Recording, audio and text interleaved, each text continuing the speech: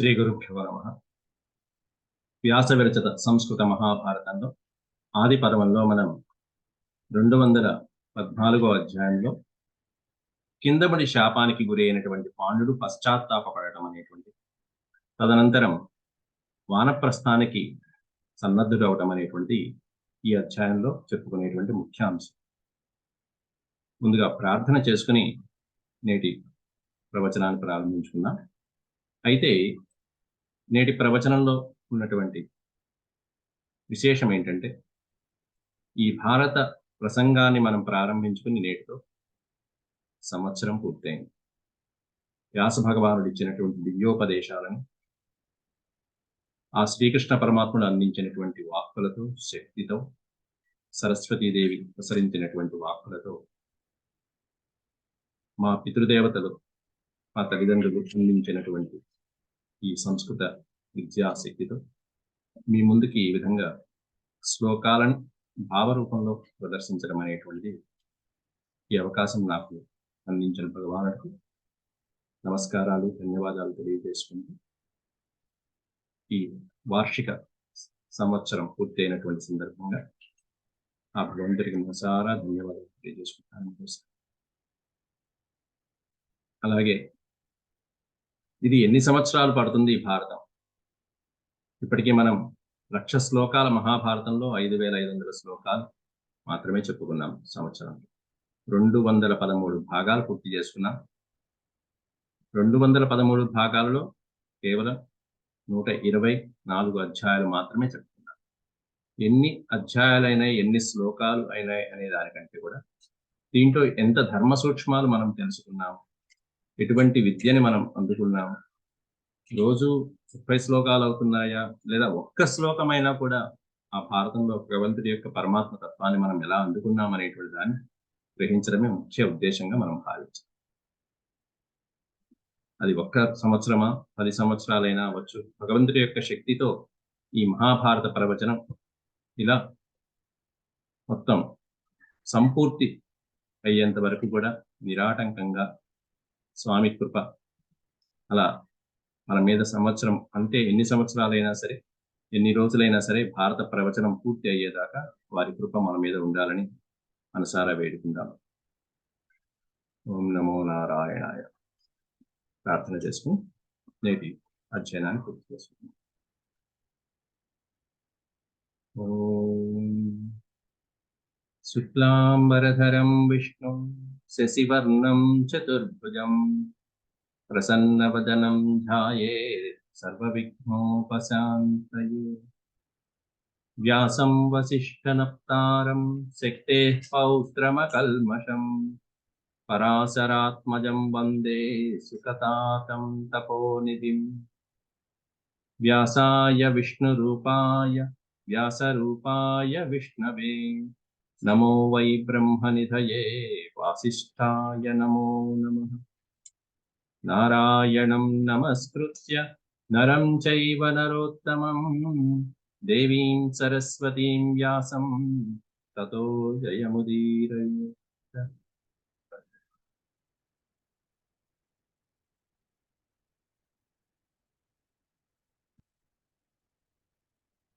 ఈ వ్యాస భారతాన్ని ఇంకా వ్యాఖ్యానించుకుంటూ వెళ్తూ ఉంటే మనకి ఎన్ని సంవత్సరాలైనా తరగదు. ఆ మాట ముందే వ్యాసుల వారే చెప్పారు కాలకు ప్రారంభం. మన జీవితకాలం పాటు సరిపోనటువంటి అంశాలు ప్రవచించుకుంటే ఈ ఉపాఖ్యానాల్లో అద్భుతమైనటువంటి లోతుగా ఆ సంఘటనలన్నీ కూడా సందర్భానుచితంగా మనం చెప్పుకుంటూ వెళ్తే ఎన్నో ఉంటాయి. అయితే మూలమైనటువంటి అంశాన్ని మనం ప్రకటిస్తున్నాం కాబట్టి మిగతా వాటికి, మిగతా వ్యాఖ్యానాలకు మనం వెళ్తాం. ఆంధ్ర భారతంలో ఎలా ఉంది, మిగతా వ్యాఖ్యానాలు ఎలా ఉంది అనేటువంటి వెళ్ళలేదు. ముఖ్యమైన ఉద్దేశం తెలుసుకుని మిగతా వాటిని పక్కన పెట్టుకుని వీటిల్లో ఎంతవరకు చెప్పారు, వీటిని మనం ఎలా ఆచరించాలనేటువంటి మనం తెలుసుకుంటూ వెళ్తాం. అందులో పాండు మహారాజు ఈ కిందముడు అనేటువంటి మహర్షి యొక్క శాపానికి గురైనటువంటి సంఘటన తర్వాత ఏ విధంగా పశ్చాత్తాపడ్డాడు, అప్పటిదాకా విహరించాడు, వేట అనేటువంటి వ్యసనానికి బానిసయ్యాడు, కానీ ఇప్పుడు ఎలా మారుతున్నాడు. శ్రీ వైశంపాయన ఉవాచ. తం వ్యతీతముపక్రమ్య రాజా స్వమివ బాంధవం సభార్య శోక దుఃఖార్తః పర్యదేవ యదాతురః. తం వ్యతీతముపక్రమ్య, తం వ్యతీత గడిచిపోయింది, ఆయన యొక్క జీవితం గడిచిపోయింది. ఎవరి జీవితం అంటే కిందముడు అనేటువంటి మహర్షి యొక్క జీవితం.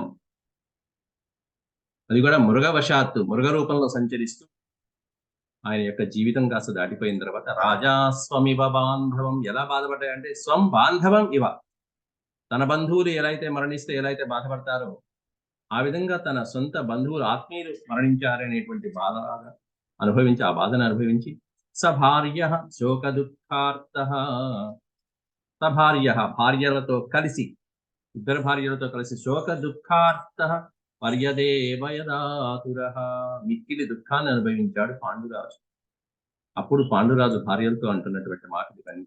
పాండురువాచ, ముఖ్యంగా ఆత్మీయులైనటువంటి వారు మరణించినప్పుడు మనలో కలిగేటువంటి బాధలు ఎలా ఉంటాయి? అప్పుడు మనలో అప్పటిదాకా మనం ఎన్నో చేస్తూ ఉంటాం, చనిపోయిన తర్వాత కొన్ని నిర్ణయాలు తీసుకుంటాం. అయ్యో ఇలా బాధపడతాం, ఇలా చేసామే వీరి పట్ల అని చెప్పి బాధ. ముందు ఆ ఆలోచన ఉంటే తర్వాత ఈ బాధలు అనేటువంటివి ఉండవు. కానీ ఇప్పుడు పాండురాజు అలా బాధపడుతున్నాడు. సతామపి కులే జాతాః కర్మణా బత దుర్గతిం ప్రాప్నువంత్య కృతాత్మానః కామజాల విమోహితాః. సతామపి కులే జాతాః, కులే అనే పదానికి అర్థం ఉత్తమ కులంలో సతాం అన్నాడు ఇక్కడ. సతాం అంటే సత్పురుషులు జన్మించినటువంటి కులంలో జన్మించి కూడా, ఎట్లాంటి వంశం ఆ కురువంశం, ఆ కురువంశం శంతనుడు, ప్రతీపుడు మొదలైనటువంటి అద్భుతమైనటువంటి మహారాజులు జన్మించినటువంటి వంశంలో జన్మించి కూడా కర్మణా మత దుర్గతిం, నా యొక్క కర్మల చేత, నా వ్యసనాల చేత ఇటువంటి దుర్గతిని అనుభవించానే.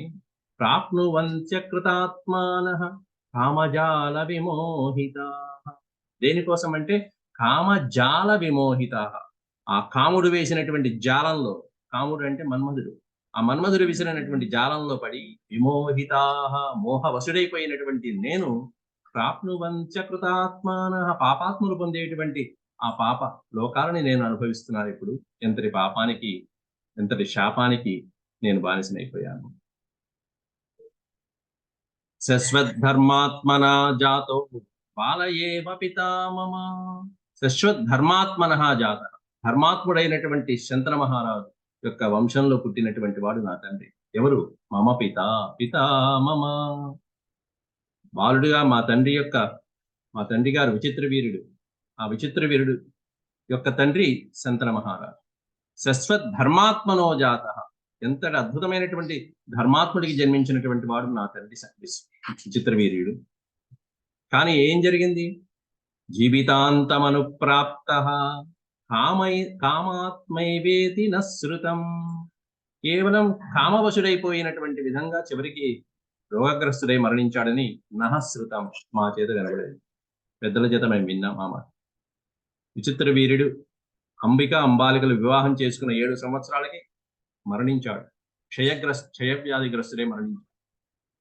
జీవితాంతమనుప్రాప్త కామమేవేతి, విపరీతమైనటువంటి కామావేశాలకు లోనై జీవితాంతము తర్వాత అతి చిన్న వయసులోనే మరణించాడని మేము విన్నాం. ఆయన యొక్క జీవిత గాథ, ఆయన జీవితం అలా గడిచిపోయింది. తస్య కామాత్మన క్షేత్రే, క్షేత్రే అనే పదం ప్రయోగించాడంటే భార్యలు అని అర్థం. తస్య కామాత్మన క్షేత్రే అంటే ఆయన భార్యల యందు, అంబాలకల యందు మహానుభావుడైనటువంటి వ్యాసుని సంగమంతో మేము పుట్టాము. తస్య కామాత్మన క్షేత్రే రాజ్ఞ సంయత వాగ్ ఋషి, గొప్ప వాక్ శక్తి కలిగినటువంటి, వాగ్ధాటి వాక్ ప్రభావం కలిగినటువంటి మహర్షి వ్యాస భగవానుడు. శ్రీకృష్ణద్వైపాయనః సాక్షాత్ భగవాన్ మాం అజీజనత్, భగవత్ స్వరూపుడైనటువంటి, సాక్షాత్ భగవత్ స్వరూపుడైనటువంటి కృష్ణద్వైపాయన యొక్క అంశతో మాం అజీజనత్, నా యొక్క జన్మ ప్రాప్తించడం జరిగింది. ఆయన యొక్క అంశ ద్వారా వీళ్ళ వలన, ఎవరి వలన అంటే విచిత్ర వీరుని యొక్క భార్యల వలన మేము జన్మించడం జరిగింది. నేను, మా అన్నగారు ధృతరాష్ట్రుడు, పాండురాజు జన్మించడం జరిగింది. దాంట్లో నేను ఇదిగో ఈ గతి పొందాను. ఈ విధంగా తస్మాద్యవ్యసనే బుద్ధి సంజాయతే అయం మమ అధమ, అధముడైనటువంటి నాకు ఇగో ఇటువంటి వ్యసన బుద్ధి కలిగింది, ఇంత ఉత్తమమైన కులంలో జన్మించాను, అట్లాంటి మహానుభావుడు సాక్షాత్ భగవత్ స్వరూపుడైనటువంటి వేదవ్యాసుని యొక్క కుమారుడైనటువంటి నాకు ఈ వ్యసన బుద్ధి కలిగింది. తస్మాద్య వ్యసనే బుద్ధి, తస్మాత్ అద్య నేడు ఈ వ్యసనమైనటువంటి బుద్ధి అధముడైనటువంటి నాకు కలిగింది, ఈ విధంగా కలిగింది. ఎంత దురదృష్టకరం. ఒక్కసారి దిగ్విజయ యాత్ర చేశాడు, సుఖాలు అందుకుంటున్నాడు, భార్యలతో విహరిస్తున్నాడు ఆనందంగా, కాకపోతే ఒకే ఒక్క తప్పు, దాంతో శాపం. అక్కడ విచిత్ర వీరుడికి కుమారులు లేరు, దాంతో మళ్ళీ వంశం అంతరించిపోతుందనడంతో ఇక్కడ ఈ విధంగా జరిగింది. ఇప్పుడు పాండురాజుకి సంతానం లేకుండా శాపం పెట్టేశాడు. నువ్వు ఎప్పుడైతే భార్యతో సంగమిస్తావో నువ్వు మరణిస్తావని చెప్పి శాపం పెట్టేశాడు. ఏం చేయాలి? చక్తస్య దైవైరనయాన్ మృగయాం పరిధావతః, మృగము వెనకాల పడిపోయి, చక్తస్య దైవైరనయాన్, దైవ సమాన్వితమైనటువంటి గుణాలు కలిగి ఉండి కూడా ఒక మృగము వెనకాల పరిగెత్తి ఈ విధంగా నేను బలహీనున్నైపోయాను, ఇక నుంచి నా పద్ధతి మార్చుకుంటాను. ఏమిటా పద్ధతి అంటే, మోక్షమేవ వ్యవస్యామి బంధోహి వ్యసనం మహత్. ఈ బంధువులు అనేటువంటి వాళ్ళు, చుట్టాలు, బంధువులు, కుటుంబము, ఇల్లు, నా వాళ్ళు, నేను అనేటువంటిదంతా కూడా వ్యసనం మహత్ వ్యసనం, ఒక మహా వ్యసనం లాంటి, లోతైనటువంటి దిగుడు బావి లాంటిది. ఒకసారి దిగాము అంటే ఈ దంపటంలోకి ఇంకా బంధోహి వ్యసనం మహత్. కాబట్టి వీటినన్నీ విడిచిపెట్టేసి నేను ఇక మోక్షమేవ వ్యవస్యామి, మోక్షం మీదనే నేను జీవిస్తాను, మోక్షం కోసమే జీవిస్తాను నా జీవితం అంతా. సువృత్తిమనువర్తిష్యే తామహం పితురవ్యయా, సువృత్తిమనువర్తిష్యే తామహం, ఇక నుంచి సువృత్తిగా నడుచుకుంటాను, బుద్ధిగా నడుచుకుంటాను. అతీవ తపసాత్మానం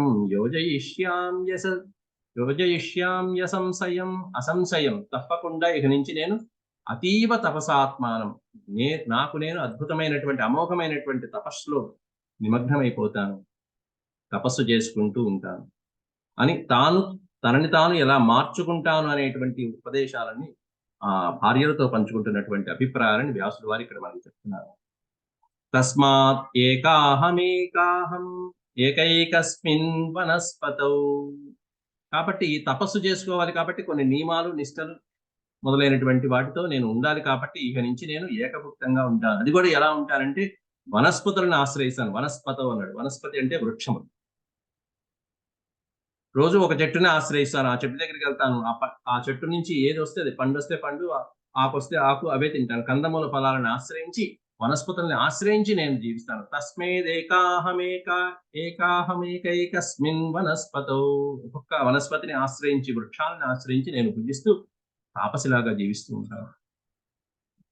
చరణ్ భైక్ష్యం, అంతేకాకుండా ఇట్లాంటి సాధువులు, మునులు మొదలైనటువంటి వాళ్ళకి భిక్షావృత్తి కూడా యోగ్యమైనది. కాబట్టి భిక్షావృత్తి కూడా చరణ్ భైక్ష్యం, భైక్ష్యం అంటే భిక్షావృత్తి అని.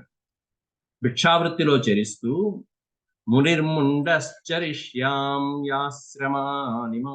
ఆశ్రమానిమాన్, ఈ ప్రాంతాలలో ఉన్నటువంటి ఈ ఆశ్రమాలలో మునిర్ముండశ్చరిష్యామి, ముండహ అంటే గుండు గీసుకోవడం, ముండహ అంటారు, ముండనము అంటారు దాన్ని.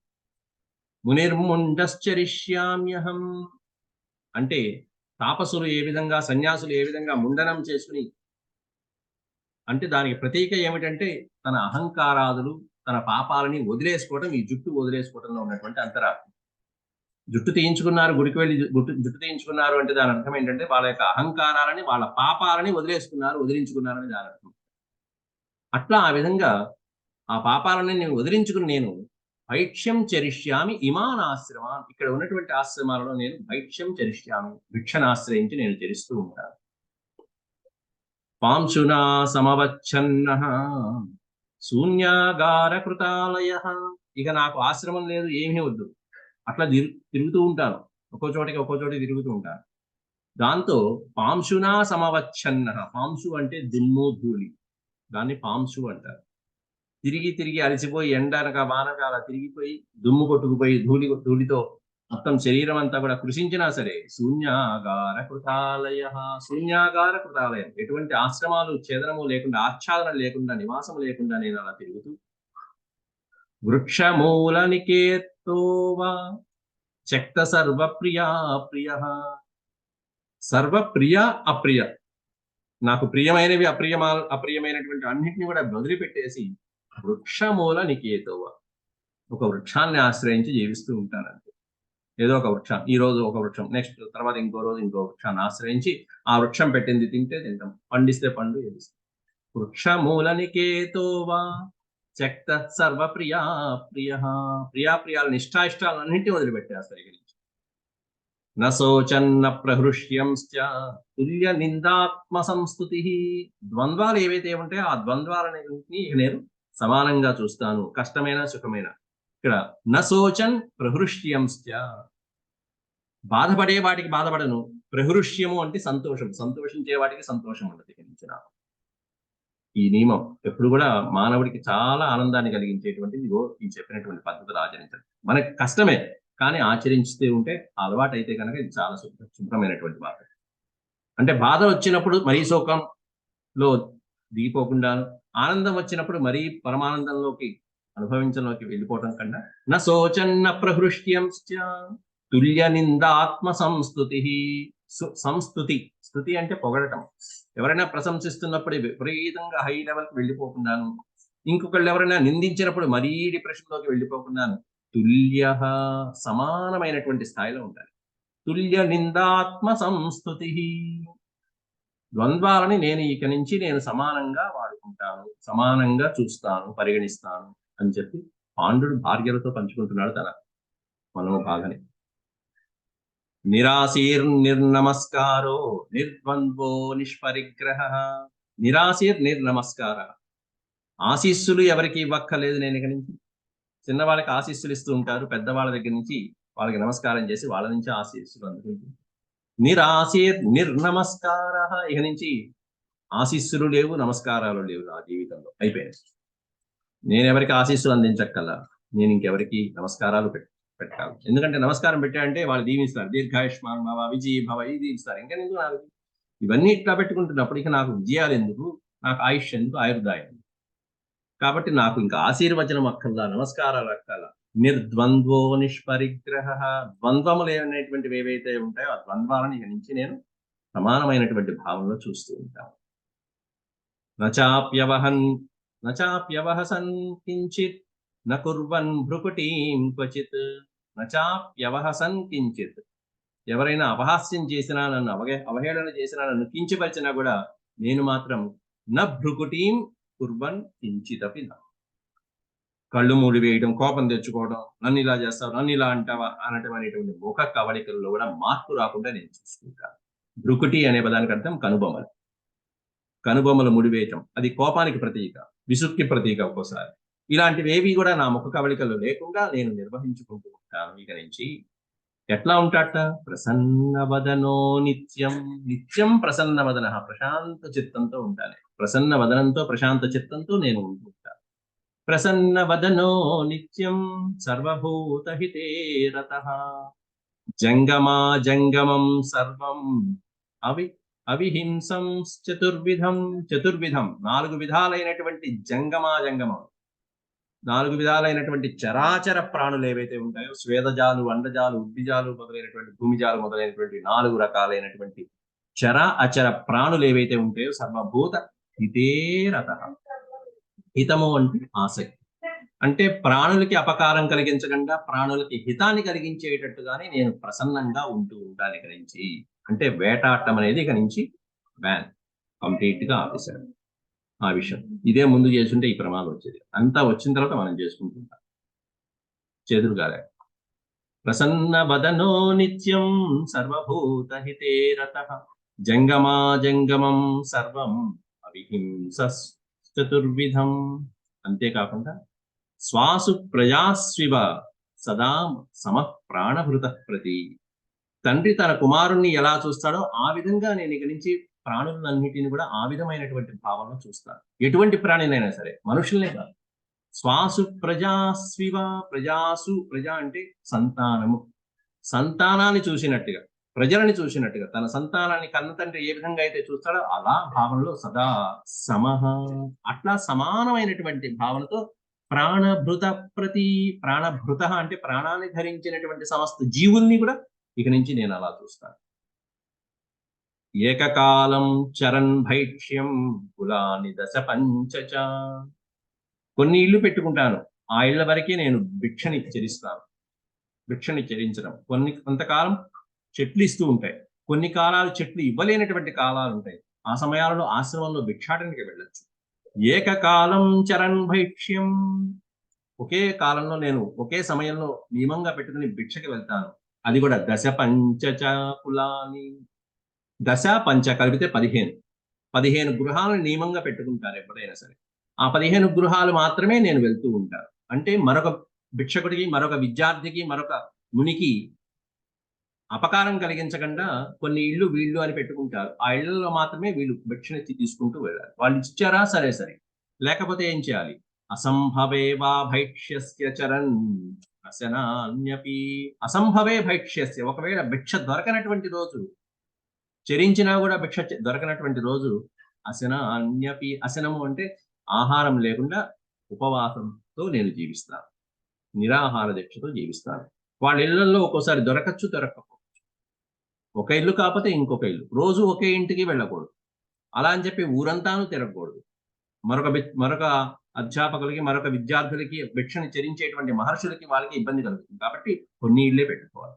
కాబట్టి 15 గృహాలు మాత్రమే నేను చరిస్తాను. ఈ ఇల్లు నేను చరించి వాటిలో భిక్ష. రాజైనటువంటి వాడు ఏమిటి, భిక్ష గ్రహించడమే. ఎట్లాంటి స్థాయికి వచ్చాడు చూడండి.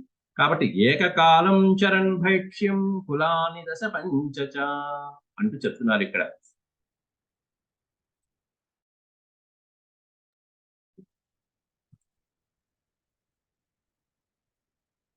అలాగే అసంభవే వా భైక్ష్యస్య చరన్ అనసాన్యపి. అసనము ఆహారం, అనసన్ అన్యపి. అసనము లేకుండా, ఆహారము లేకుండా నేను జీవిస్తాను. అల్పమల్పం చ భుంజానః పూర్వాలాభేన జాతుచిత్. అల్పమల్పం చ భుంజానః, ఒకవేళ నాకు ఆహారం దొరికినా కూడా దాంట్లో నా భాగం ఏదైతే ఉందో ఆ భాగమే తీసుకుంటా. అల్పం అల్పం చ భుంజాన అంటే భుజించదు. వచ్చింది కదా అని చెప్పి పంచభక్ష పరమాణాలు వాళ్ళు పెట్టారు కదా అని చెప్పి ఒకే రోజు అంత తినేది.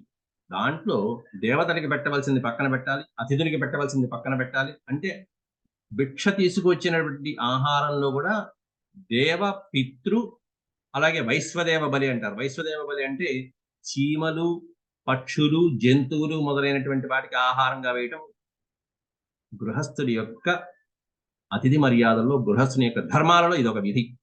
తాను తినేటువంటి ఆహారం మొత్తం తినేయకూడదు. దాంట్లో ఒక ముద్ద ముందు చీమలకో, పక్షులకో, జంతువులకో తీసుకెళ్లి బయట పెట్టాలి చెట్టు దగ్గర. దాన్ని వైశ్వదేవ బలి అంటారు.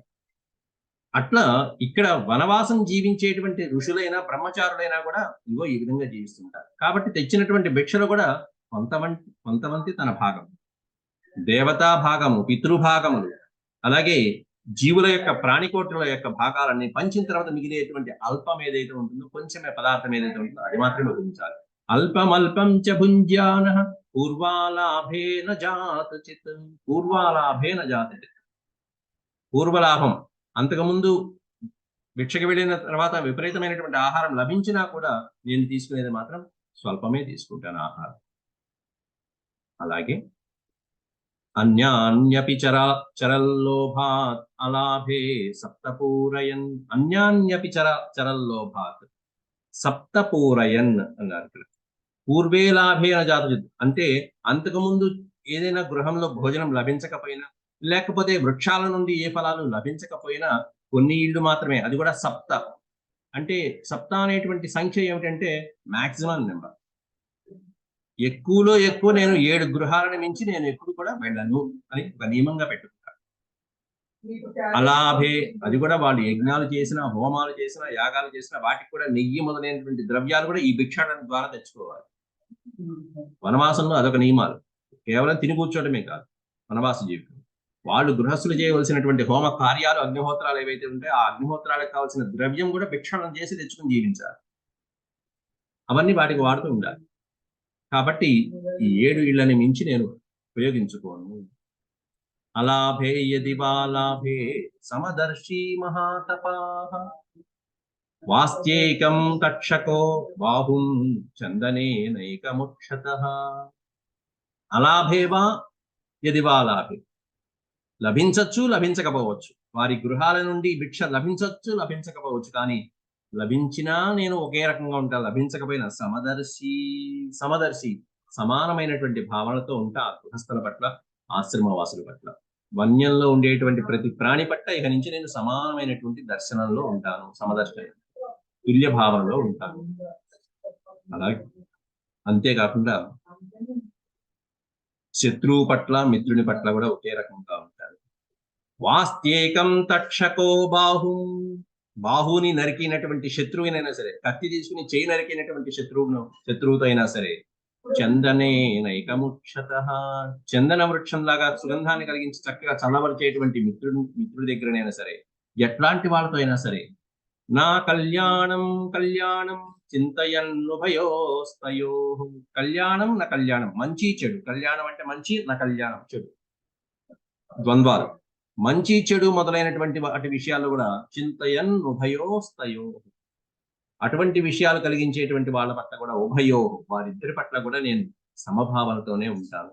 నా చిత్తంలో కూడా, నా భావంలో కూడా ఒకరోజు సుఖం ఉండొచ్చు, ఒకరోజు దుఃఖం ఉండొచ్చు, ఒకరోజు కష్టం ఉండొచ్చు, ఒకరోజు లాభం ఉండొచ్చు, కానీ సమభావనతోనే ఉంటాను అని తనకి తాను పాండురాజు నిర్ణయించుకుంటున్నాడు. జిజీవిషువత్ కించిన్ నముమూర్షువదాచరన్. జిజీవిష అనే పదానికి అర్థం ఏంటంటే జీవించాలనే తపన.